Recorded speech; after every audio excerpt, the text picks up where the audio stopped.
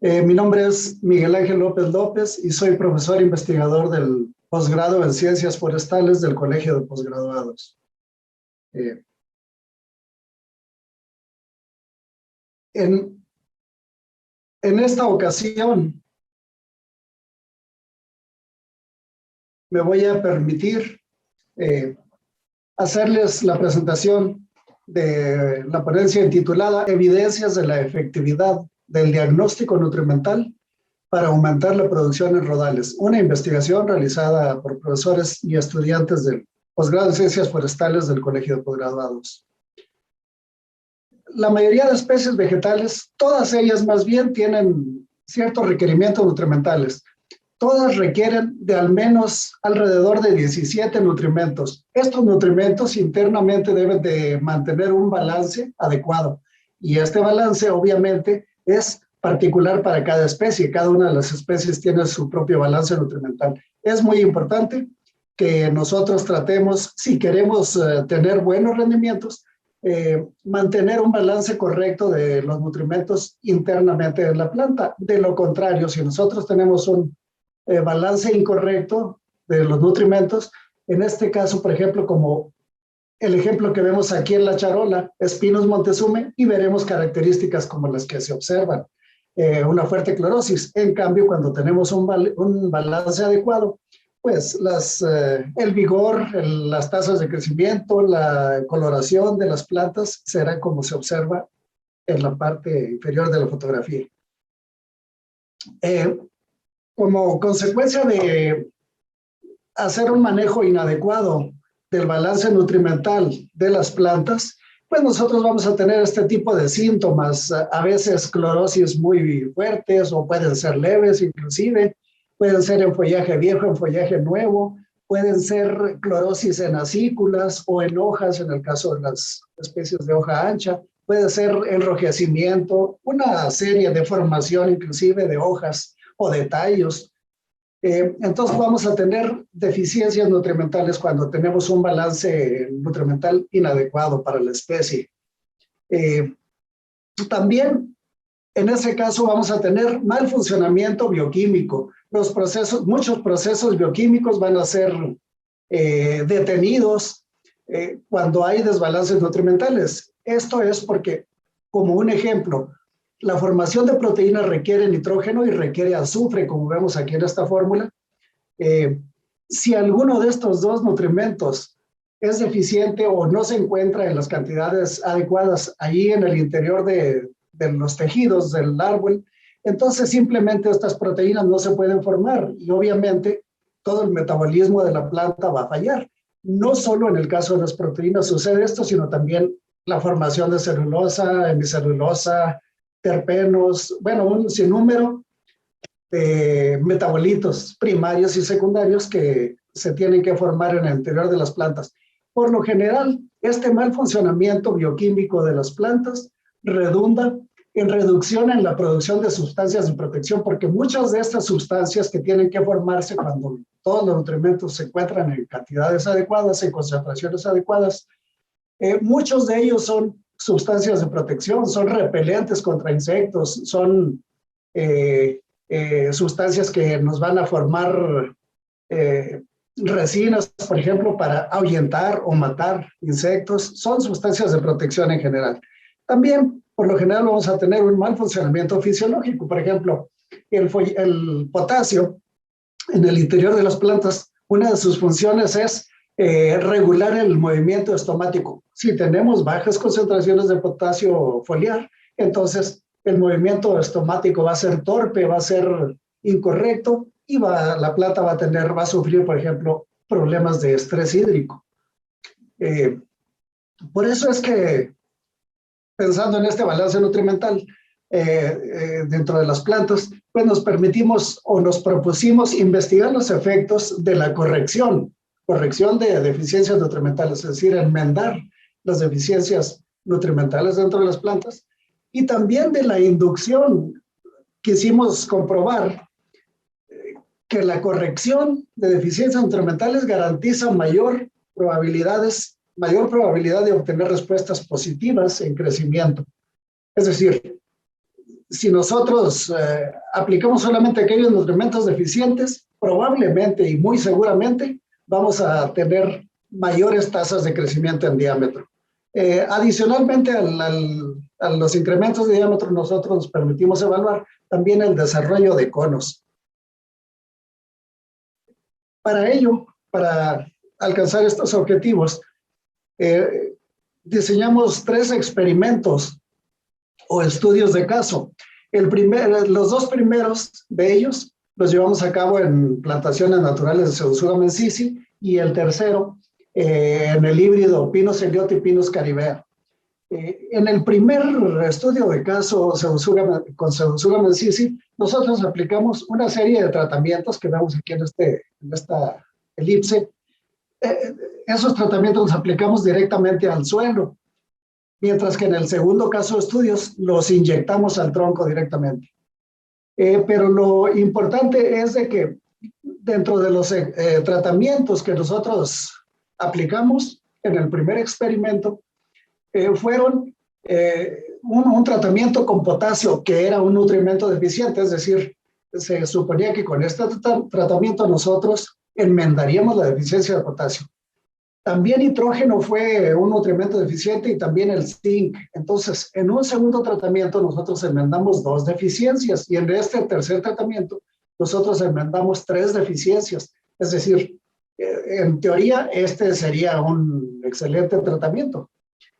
Y pusimos también un testigo sin fertilizante y 3 tratamientos más generando desbalances, es decir, aplicando nutrimentos que la planta no requería en ese sitio, en ese momento. Aplicamos nutrimentos no requeridos de tal manera que generamos desbalances nutrimentales. Cuando uno aplica nutrimentos no necesarios en ese sitio y en esa especie, lo que generamos son desbalances, excesos de ese tipo de nutrimentos. Aquí en estas letras amarillas nosotros vemos los dosis que nosotros aplicamos, ¿verdad? En este primer experimento utilizamos un diseño experimental completamente al azar. Cuanto al segundo experimento fue muy parecido, inclusive fue en la misma área de estudio, en la caldera Ixtacamaxtitlán, estado de Puebla. En este caso, sin embargo, solamente aplicamos un tratamiento corrector de las 3 deficiencias, ¿no? Uno solo. Y un solo tratamiento promotor de deficiencias también, así como un testigo, y aplicamos un tratamiento extra porque había otro objetivo del cual no vamos a abundar en esta presentación, y se encuentran igualmente las dosis aplicadas, en este caso inyectadas a los troncos de los árboles. Y se usó igualmente un diseño experimental completamente al azar, en este caso con 4 repeticiones, 4 árboles en cada tratamiento. En un tercer experimento, que fue con el híbrido Pinus eliot y Pinus caribea, nosotros aplicamos de igual manera. En este caso, los nutrimentos deficientes fueron magnesio, nitrógeno, básicamente. Son los que encontramos como deficientes, pero aplicamos entonces un tratamiento para corregir la deficiencia de magnesio, uno más para corregir la deficiencia de nitrógeno y uno adicional aplicando un tratamiento deficiente más uno no deficiente. Además, aplicamos ese nutrimento no deficiente por separado, así como un testigo, y el diseño experimental fue igual completamente al azar. Dentro de los resultados del primer estudio de caso, básicamente lo que tenemos es de que los tratamientos correctores de deficiencias, que son estos 3 que estoy señalando, fueron significativamente superiores que el testigo en cuanto a incremento de diámetro. Incrementaron el diámetro significativamente más que el incremento de diámetro que mostró el testigo. Mientras que los tratamientos promotores de deficiencias, aquellos fertilizantes que aplicamos y que generaron deficiencias nutrimentales, sus incrementos en diámetro fueron estadísticamente iguales que el testigo. Además, lo que observamos es que cuanto mayor fue la cantidad de deficiencias corregidas, mayor fue el incremento de diámetro. Cuando se corrigió una sola deficiencia, la de potasio, tuvimos alrededor de 0.3 centímetros por año, ¿verdad? Por árbol, de incremento de diámetro. Pero cuando corregimos 2 deficiencias, el incremento de diámetro fue bastante mayor y fue muy superior cuando corregimos las 3 deficiencias. Conclusión, hay que corregir las deficiencias nutrimentales. En cuanto a las dimensiones de los conos, se observa la misma condición. Los tratamientos correctores de deficiencias produjeron conos más grandes, de mayor longitud y de mayor diámetro. Y todos los tratamientos promotores de deficiencias, los que las plantas no necesitaban, produjeron menores diámetros y menores longitudes que el testigo. En este caso hubiera sido mejor no aplicar ningún nutrimento, ¿verdad? Y dejar los puros testigos. Eso, el testigo es mejor que los tratamientos promotores de deficiencias. En el estudio de caso 2, cuando nosotros inyectamos los árboles sí, tenemos una condición similar. El mejor tratamiento fue el correctivo. Cuando nosotros corregimos realmente las deficiencias, tuvimos los mayores incrementos en diámetro y esos incrementos fueron significativamente superiores que cuando se aplicó en los tratamientos promotores de deficiencias. En cualquier caso, todos los tratamientos de fertilización en este experimento fueron superiores que el testigo en cuanto a incremento de diámetro.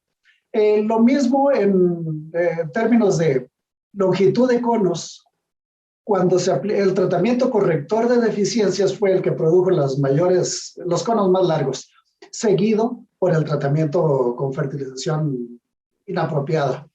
En cuanto al diámetro, de hecho el testigo fue el mejor. Ahí tenemos cosas un poquito raras que habría que escudriñar e investigar un poco más. En cuanto al caso de estudio 3, el híbrido Pinus Elliott Pinus caribea, aquí lo que observamos es de que el mejor tratamiento, el que produjo los mayores incrementos de diámetro, fue el tratamiento con el nutrimento no deficiente. Pero aquí en este caso nosotros pensamos, quise incluir este experimento también en esta presentación, porque este tratamiento probablemente estuvo mal diagnosticado. Es decir, pensamos que es muy probable que en ese sitio y para esa especie el fósforo sea inadecuado, puesto que no hay otra manera de explicarlo, ¿verdad? Para que un árbol responda en crecimiento de diámetro, solo sucede eso si aplicamos los nutrimentos deficientes. Aplicando un nutrimento no deficiente es muy difícil explicar cualquier respuesta positiva. Podemos concluir en función de lo explicado anteriormente que el experimento más duradero, nos estamos refiriendo al experimento de fertilización al suelo en Pseudoxyloma sisi, puesto que ahí ese experimento, después de la aplicación de los tratamientos, tardamos 1 año y medio en evaluar los incrementos de diámetro y otras variables. En el experimento más duradero, se demuestra que cuanto mayor es el número de deficiencias corregidas, mayor es el crecimiento de diámetro y las dimensiones de los conos. Contrariamente, cuanto mayor es el número de deficiencias promovidas, es decir, aplicación de nutrimentos no deficientes, menor es el crecimiento de las mismas variables. En 2 de 3 casos de estudio, la aplicación de nutrimentos deficientes redunda en efectos positivos sobre el crecimiento de diámetro. Funciona la aplicación de nutrimentos deficientes. La aplicación de nutrimentos no deficientes, por el contrario, redunda en crecimientos de diámetro inferiores que los promovidos por tratamientos con nutrimentos deficientes, y en 2 de 3 casos, eso sucede en 2 de 3 casos de estudio. Se recomienda practicar la fertilización química de masas forestales con base en diagnósticos nutrimentales previos. Y agradezco mucho su atención. Muchas gracias.